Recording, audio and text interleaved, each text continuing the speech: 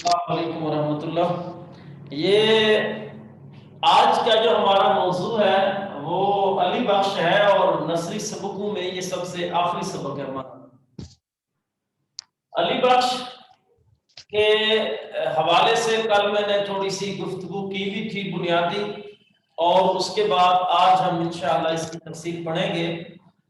اس کے جو لکھاری ہیں بیٹا وہ قدرت اللہ شہاب ہے۔ ان کا جو زندگی کا دورانیہ ہے وہ آپ کے سامنے ہے، 1917 سے 1946 سے۔ اس کے بعد صنف کے لحاظ سے یہ سبق خود نوشت ہے، اس کو نوشت نہیں پڑھنا، نوشت پڑھنا ہے۔ اور یہ آٹو بایوگرافی جس کو انگلش میں کہتے ہو، کہ انسان اپنی لائف خود جب لکھتا ہے تو اس کو خود نوشت کہا جاتا ہے۔ تو یہ اس کا صنف ہے، اور اس سبق کا اصل ماخذ جو ہے وہ شہاب نامہ ہے۔ قدرت اللہ شہاب سے ہی شہاب نامہ انہوں نے اپنے نام سے ہی اس کو رکھا، شہاب نامہ۔ الغرض علی بخش کے حوالے سے میں نے کل آپ سے بات کی بھی تھی کہ علی بخش جو ہے وہ حضرت اقبال رحمت اللہ علیہ کا 40 سال خدمت گار تھا۔ علامہ اقبال نے، علی بخش نے علامہ اقبال کی 40 سال خدمت کی، اور حضرت اقبال رحمت اللہ علیہ کے انتقال کے بعد حکومت نے اسے لائی پور کے اندر 25 ایکڑ یعنی 1 مربع زمین عطا کی۔ اب 1 مربع زمین عطا کی اسے لائی پور کے اندر، اور لائی پور کے حوالے سے میں نے بتایا تھا کہ یہ فیصل آباد جو ہے اس کا پرانا نام تھا۔ اگر پنجاب میں دیکھا جائے تو پہلے آتا ہے لاہور، اس کے بعد آتا ہے شیخ پورہ، اس کے بعد بیٹا آتا ہے لائی پور یا فیصل آباد، اور پھر آتا ہے ڈسٹرکٹ جنگ۔ چاہے تو رائٹر نے یہ سبق لکھا ہے یا یہ روزگار، یہ کہانی، یہ اپنی بیتی ہوئی بات لکھی ہے، اس وقت قدرت اللہ شہاب جو تھے بیٹا وہ ڈسٹرکٹ جھنگ کے ڈیپٹی کمشنر تھے۔ سر یس سر یہ آپ سٹیز کے نام کیوں لکھ رہے ہیں؟ ابھی آئے گا، آگے بات آئے گی تو پھر بتاؤں گا۔ ابھی سنیں چپ کر کے، آخر پر سوال کیجئے گا، ابھی آپ سنیں خاموشی سے please, don't try to disturb. اس کے بعد جنگ کے اندر یہ ڈیپٹی کمشنر تھا، اور ایک دن قدرت اللہ شہاب لاہور جاتے ہیں کسی کام سے، اور یہاں پر ان کی ملاقات علامہ اقبال کے ایک پرانے دوست خواجہ عبد الرحیم جو کہ بیرسٹر تھے ان سے ہوتی ہے۔ قدرت اللہ کی ملاقات خواجہ عبد الرحیم سے لاہور میں ہوتی ہے، اور وہ عبد الرحیم جو علامہ صاحب کے درینہ پرانے دوست تھے، یہ دونوں آپس میں وہاں ملے، آپس میں گفتگو کی، اور باتوں باتوں میں خواجہ عبد الرحیم نے بتایا کہ علی بخش کو حکومت لائی پور میں حکومت نے 1 مربع زمین دی ہے، اور کچھ لوگوں نے اس پر قبضہ کر لیا، اور وہ علی بخش کو واپس نہیں کر رہے۔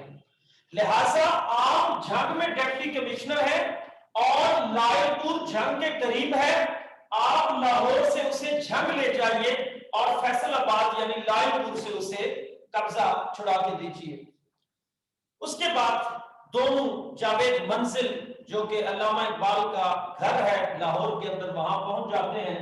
خواجہ عبد الرحیم صاحب علی بخش سے کہتے ہیں ان کے بارے میں کہ یہ جھنگ کے ڈپٹی کمشنر ہیں، جھنگ فیصل آباد کے لائی پور یا فیصل آباد کے قریب ہے، تم تیاری کرو، ان کے ساتھ جھنگ چلے جاؤ، اور یہ تجھے وہاں سے قبضہ چھڑا دیں گے۔ علی بخش جو ہے وہ جانے سے انکار کرتا ہے کہ میں نہیں جاتا، میرا قبضہ نہیں ملتا تو کھائے کڑی، یعنی جیسے ہم کہتے ہیں جی ضائع ہو جائے، میں اس کو نہیں لیتا، لیکن اگر میں یہاں سے جاتا ہوں تو جاوید کیا سوچے گا، جاوید اقبال، اور یاد رکھیں اس وقت جاوید اقبال لاہور میں نہیں تھا بلکہ انگلستان میں تھا، انگلینڈ میں تھے، لیکن علی بخش کو اس قدر ان کا خیال تھا کہ وہ ان کا گھر بھی نہیں چھوڑنا چاہتے تھے۔ اس کے بعد خواجہ عبدالرحیم نے اصرار کیا، بار بار کہا کہ جی نہیں چلے جائیں، ایک آدھ دن بعد آپ واپس آ جائیے گا۔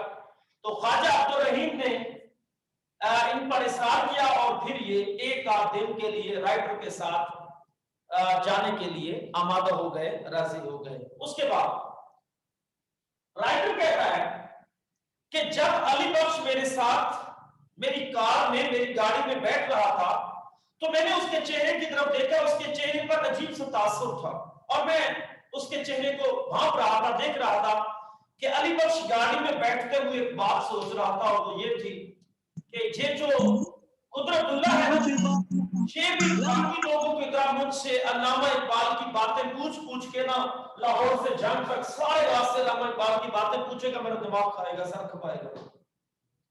یہ بات تھی علی بخش کے ذہن۔ رائٹر کہتا ہے میں نے بھانپ لی اور بالآخر میں نے فیصلہ کیا کہ میں پورے راستے علامہ اقبال کی ایک بات بھی علی بخش سے نہیں پوچھوں گا۔ ہاں، اگر علی بخش کو اقبال سے واقعاً عشق تھا، محبت تھی، تو ضرور علی بخش خود ہی کوئی نہ کوئی علامہ صاحب کی بات چھیڑیں گے اور خود ہی کوئی نہ کوئی بات کریں گے۔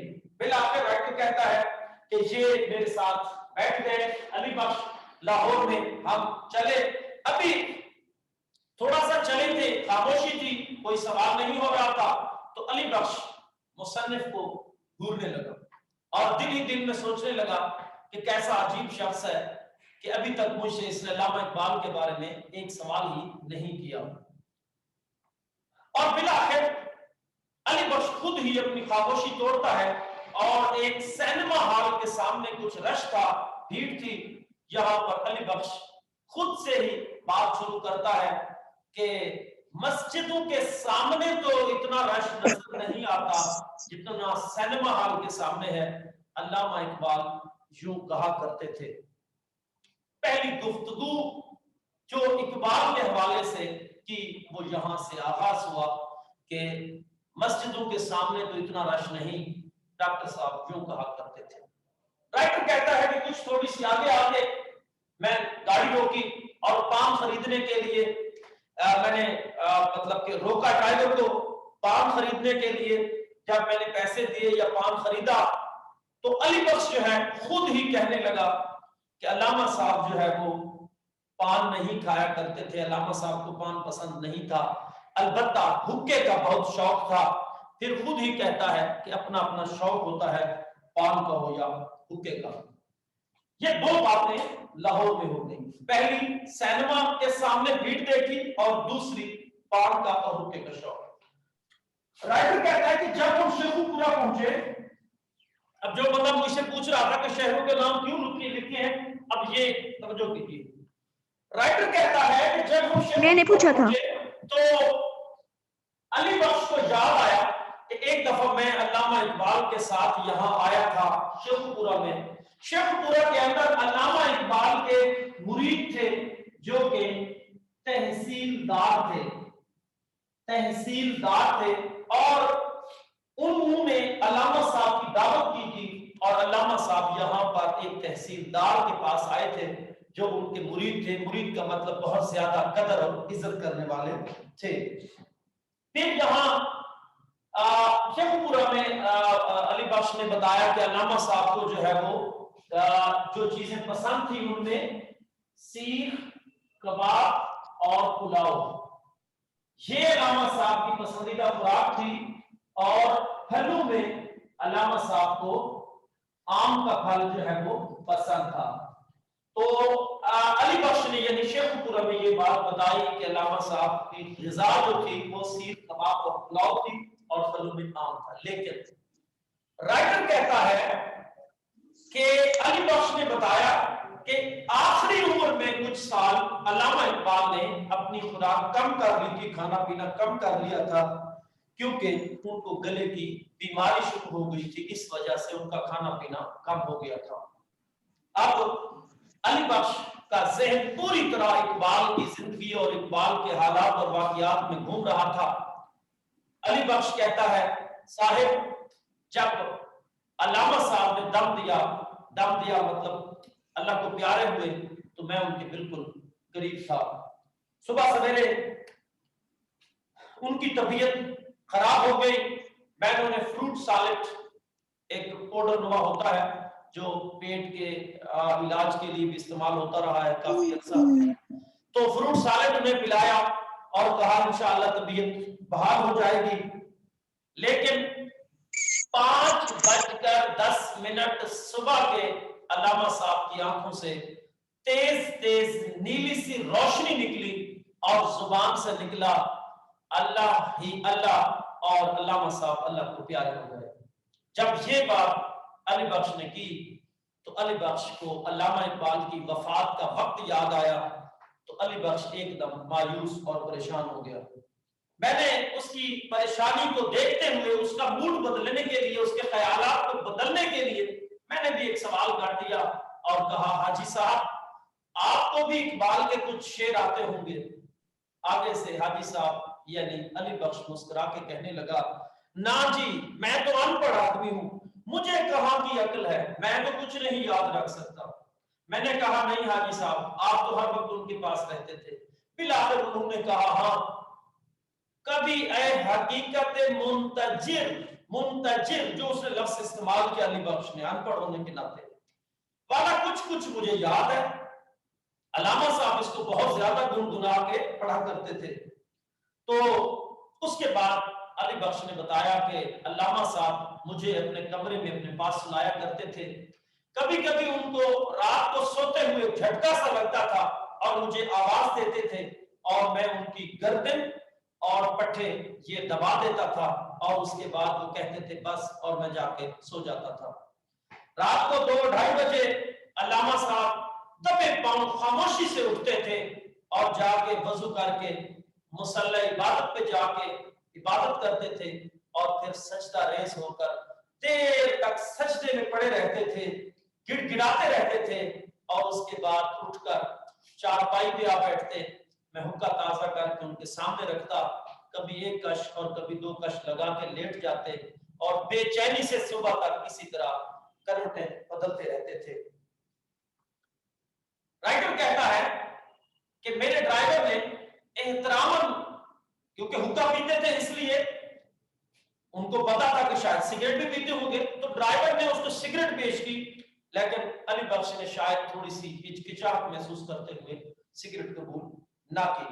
उसके बाद राइटर कहता है कि अल्लामा साहब बड़े दरवेश इंसान थे, आजिज़ मिजाज, आजिज़ी पसंद इंसान थे और जब भी हम कहीं सफर करते थे इकट्ठे सफर करते थे। उस दौर में बेटा चूंकि रेलगाड़ियों का सफर था, तो अली बख्श कहता है कि मैं चूंकि अल्लामा साहब के घर का सारा हिसाब किताब रखता था, उनका सारा अखराजात, सारा जो कुछ भी होता था मेरे पास होता था, लेकिन मैं कई स्टेशन सफर में भूखा रहता था। चूंकि रेलवे स्टेशन पर जो है वो खाना महंगा मिलता था, तो मैं कहता था अल्लामा साहब का पैसा जाया क्यों करूं, लेकिन इस बात पर अल्लामा साहब नाराज होते थे और मुझे कहा करते थे, अली बख्श इंसान को जरूरत के मुताबिक जो है वो खा लेना चाहिए। अब अली बख्श बताता है कि जी इसी मुरब्बे के झगड़े में देख लीजिए कि फैसलाबाद के लाइलपुर के डिप्टी कमिश्नर मुझे खड़े होकर मिलते हैं, मेरा एहतराम करते हैं और पिछले दिनों बाजार में एक कमिश्नर साहब से मुलाकात हुई, एक थानेदार से मुलाकात हुई, वो मुझे उसने गले लगाया और देर तक गले लगा के रोते रहे। लोग मेरी इतनी इज्जत करते हैं, मुझे अपनी कुर्सी पेश करते हैं, लेकिन क्या करूं मेरा दिल लाहौर से निकलने को नहीं करता, क्योंकि मुझे खदशा है कि जावेद बुरा ना मनाए। जावेद जो है वो अगले महीने यानी अप्रैल का लफ्ज जिस साल को उसमें आ रहा है और मैं नहीं चाहता कि जावेद के दिल में ये बात आए कि बाबा अली बख्श किन चक्रों में पड़ चुका है। अलगरज बेटा अली बख्श ने बताया कि जावेद इकबाल और उसकी छोटी बहन, ये जावेद इकबाल जो अल्लामा साहब के बेटे थे और इनकी एक बेटी थी जिनका नाम था मुनीरा। मुनीरा अल्लामा साहब की बेटी थी और जावेद ये बहन भाई थे। अली बख्श ने बताया कि मुनीरा और जावेद जब छोटे थे तो मैं इनको उठाया करता था, खिलाया करता था, अपने कंधों पे बिठाता, कभी इधर ले जाता, कहीं ना कहीं ले जाता था। अब माशाल्लाह दोनों जवान हो गए हैं और अब जो है वो मेरी बड़ी इज्जत करते हैं। फिर उन्होंने बताया कि जब इन दोनों की वालदा का इंतकाल हो गया, अली बख्श ने बताया कि जब जावेद इकबाल और मुनीरा की वालदा का इंतकाल हुआ तो अल्लामा साहब ने अखबार में इश्तिहार दिया कि मुझे घर में काम करने के लिए और अपने बच्चों की देखभाल करने के लिए एक औरत चाहिए। यहाँ पर अल्लामा इकबाल, अली बख्श कहता है कि अल्लामा इकबाल ने एक दिन मुझे बुलाया और हंस के कहा, देखो अली बख्श, औरतें मुझे शादी करने की ऑफर कर रही हैं, अब मैं बूढ़ा आदमी हूँ। और उसके बाद फिर इन्होंने बताया कि एक आजमगढ़ एक इलाका है, आजमगढ़, वहां से एक जर्मन लेडी, एक जर्मनी की खातून थी, जर्मन यानी की रहने वाली, लेकिन वो रहती थी आजमगढ़। ये बेटा इंडिया के मारूफ शहर है। और शिबली नमानी जो राइटर है 9th क्लास में आपने पढ़े होंगे, वो यहाँ पैदा हुए। सॉरी, जर्मन लेडी जो है वो आई और फिर उसने इन बच्चों की तरबियत और खिदमत की। अली बख्श का ज़हन मुसलसल अल्लामा साहब के वाक़ियात की तरफ घूम रहा था। फिर आखिर शाम को राइटर कहता है कि हम जो है जंग पहुंच गए। जंग पहुंचकर रात को मैंने अली बख्श को अपने हाथ ठहराया और फिर सुबह जो है मैंने अपने एक निहायत फर्ज शिनास और एक निहायत अच्छे मजिस्ट्रेट जिसका नाम था कप्तान महाबत खान, कप्तान महाबत खान जिसका नाम था, उसको मैंने जो है वो बुलाया और उसको बताया अली बख्श के बारे में। और फिर उसने अली बख्श को अपने सीने से लगाया मोहब्बत भरी अंदाज से और उसके बाद बुलंद आवाज से कहा कि अगर मैंने आज ही जमीन का कब्जा ना छुड़ाया तो मुझ पर लानत है कि हम ये छोटा सा काम भी नहीं कर सकते। तो ये बेटा आपका सबक था जिसका असल माखज़ मैंने बता दिया कि शहाबनामा है, इसको आप अंडरलाइन कर लीजिए। और आप 5 मिनट है जी सर, अब आपके पास 5 मिनट का वक्त है, लेकिन एक तहजीब को और एक शऊर को मद्देनजर रखते हुए आप सवाल करेंगे, चूंकि ये क्लास का माहौल नहीं है और क्लास के माहौल में और चीज होती है, जहां एक और चीज है जिसमें काफी सारे लोग ग्रुप की शक्ल में स्टडी कर रहे होते हैं। तो लिहाजा एक संजीदा हालत में आपका अगर कोई सवाल है तो भी आप पूछ सकते हैं। जो कुछ मैंने बताया है ये इस सबक का मुकम्मल खुलासा है और इसी को ही आप बोर्ड में या जो है बाद में यहाँ पर जो टेस्ट होंगे आपके सीरीज इंशाल्लाह इसी सारे के सारे वाकये को आप लिख सकते हैं। लेकिन आपको एक मशवरा ये होगा कि अभी जो आधा घंटा आपके पास है, जो कुछ मैंने पढ़ाया आप इसको लिख लीजिए और बेशक मुझे सेंड कर दीजिए। कोई सवाल है तो बताइए। सर मुंतजिर का मीनिंग क्या है? किसका? मुंतजिर मुंतजिर आपने मुंतजिर है ना, कभी आए हकीकत मुंतजिर, तो वो चूंकि अनपढ़ था उसने मुंतजिर बोला। सर जी जी सर आपने कल रीडिंग करवानी है इसकी? जी नहीं सर। पर कर्ज शिनास का क्या मतलब है? जरूरत ही नहीं है, जब एक दफा पढ़ा दिया मेरे ख्याल में तो हाँ सलीस इसकी कराऊंगा दोबारा इंशाल्लाह, तो उस पे इसकी थोड़ी बहुत रीडिंग हो जाएगी। अल्लामा इकबाल की जिंदगी के बारे में एक सवाल है जी। इररिलेवेंट सवाल नहीं होना चाहिए, साथ एलिमेंट सवाल करना है प्लीज। नो सर कर्ज शिनास का क्या मतलब है जी? कर्ज शिनास, फर्ज शिनास बेटा कहते हैं जो अपनी जिम्मेदारी समझता हो, जो जिम्मेदारी को जिम्मेदारी समझे उसको फर्ज शिनास कहा जाता है। जी सर एक क्वेश्चन है। जी बेटा। सर एक क्वेश्चन है। जी जी सर अल्लामा इकबाल को रात को सोते वक्त बेचैनी क्यों होती थी? अब मैं उस वक्त नहीं था जो मैं उनसे पूछ सकता। ये तकलीफ की एक बीमारी थी, मैंने शुरू में बताया कि गले की बीमारी थी, गले की बीमारी से ही इसी गर्दन में दर्द रहता था और पट्टों में दर्द रहता था। बिस्मा। Yes sir. जी सर पूछे। सर आओ भगत का क्या मतलब है? किसका? आओ भगत, इज्जत, खिदमत, कदर। सर अल्लामा इकबाल कबूतरबाजी किस उम्र में करते थे? अच्छा जी, अब आपके पास जो वक्त है, इसका नाम कुछ साथ मैंने अभी आपको रिमूव करवा देना है। ये साथ है, इसको रिमूव कर दें। साथ अभी मैं आपको रिमूव करवा रहा हूँ, दोबारा आप ऐड नहीं हो सकेंगे। या शुक्र मेरे। हाँ जी, अब आपके अबू जी आएंगे तो मुदस्सिर साहब, तो उनसे फिर बात होगी, ठीक है सर? इसको रिमूव करें मैडम, साथ तो कर दें, ये मेरी गारंटी पे कर दें, ठीक है? अच्छा जी, तो बेटा अभी आधे घंटे का टाइम है, सुनिए एवरीबॉडी, आधे घंटे का टाइम है। आधे घंटे के अंदर मैंने जो पढ़ाया इसको लिखें और लिख के मुझे सेंड करें।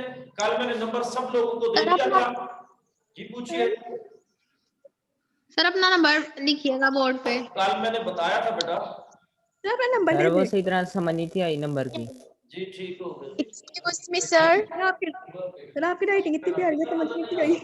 अच्छा जी मैडम, उसको साथ को रिमूव कर दिया। सर गालिबन का क्या मतलब है? वो मेरा अपना स्टूडेंट है, वो सर सर गालिबन का क्या मतलब है? किसका? गालिबन। गालिबन। सर आप अंदाजा ना हो सके गालिबन, बगैर अंदाजे के साथ, बगैर यकीन के। क्या सेंड करना है? सर मेरी बात सुन ले। जी सुना लें। सर आप नेक्स्ट जो सिंह आपने बोला वो रिपीट कर दे। किसका?